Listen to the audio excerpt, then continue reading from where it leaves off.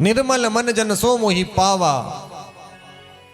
जो मन निर्मल है वही मुझे प्राप्त करता है। जिस मन में राग द्वेष नहीं है, ईर्ष्या नहीं है, कपट नहीं है। और हम आपसे निवेदन करें तो हमको लगता है शायद भक्ति वहीं से प्रारंभ होती है। भक्ति का पथ, भक्ति का मार्ग और भक्त पर भगवान की कृपा। जब जीव सरल तरल हो जाए और उस भक्ति में झूम जाए, उस भक्ति में डूब जाए, ये संसार के किंतु परंतु, संसार की चिंता करोगे तो दुख मिलेगा। एक बात याद रखना सदैव, लोगों का चिंतन करोगे तो कभी सुखी नहीं हो पाओगे।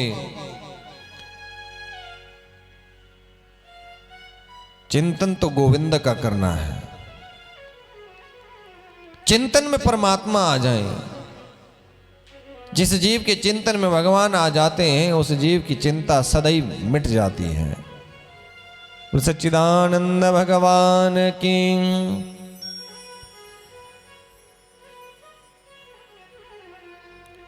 और हमारे लिए तो ये सबसे परम सौभाग्य है कि आज इस तट पर आकर के हम हर भाव से पवित्र हो जाने चाहिए। यदि फिर भी मन के अंदर बातें रह गई, मन के अंदर कुछ ऐसे शब्द रह गए, क्षमा बड़न को चाहिए छोटन को उत्पात। बड़े तो तब है ना जब आप अपने मन के अंदर की किसी को क्षमा करना, भैया जा अब तू भी क्षमा, मुझे भी क्षमा करो, तुझे भी क्षमा।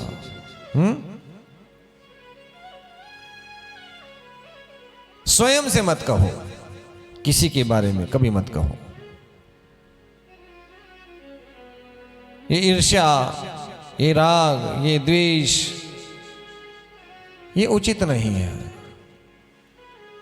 और भगवान को भक्त कैसा प्रिय है? जो सरल है, तरल है, बाकी नहीं। चतुर कभी भगवान को प्राप्त नहीं कर पाता।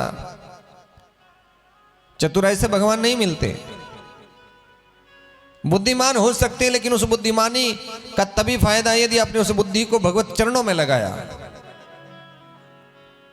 बुद्धि जितनी मर्जी होगी लेकिन यदि वो बुद्धि भगवान के चरणों में नहीं लगी तो किसी काम की बुद्धि नहीं है। आप कितने बड़े ज्ञानी हैं लेकिन यदि वो ज्ञान आपको भगवान के चरणों तक नहीं जोड़ रहा है तो फिर वो ज्ञानवान होना किस काम का?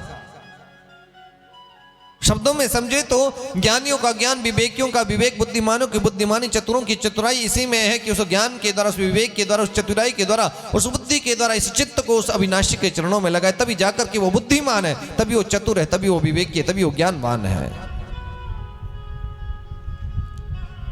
भैया ये पंखा बंद कर दो, बंद करो उसको, तभी वो विवेकवान है। और भगवान की भक्ति तो देखो जिसने की, भगवान ने उस पर कृपा करी। भगवान ने कैसी कृपा करी? भक्तों के चरित्रों को उठा करके देख लीजिए तो भगवान ने क्या विदुरानी का भाव था। विदुरानी के यहां पहुंचे, दुर्योधन के यहां 56 भोग बने थे लेकिन विदुरानी के यहां केले तो छोड़ो, केले के छिलके ही खा रहे हैं। क्या भक्ति है और कैसे भगवान है। शबरी के यहां पहुंच गए, गुरु मतंग ने कहा है आएंगे भगवान। भक्ति की ना और भगवान ने मन की जान ली तो शबरी पर भी कृपा करी, अहिल्या पर कृपा करी।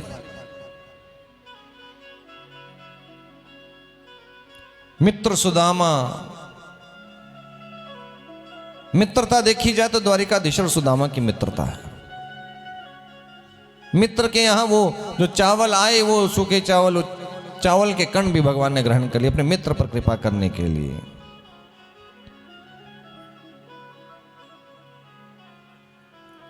भक्त बनना होगा,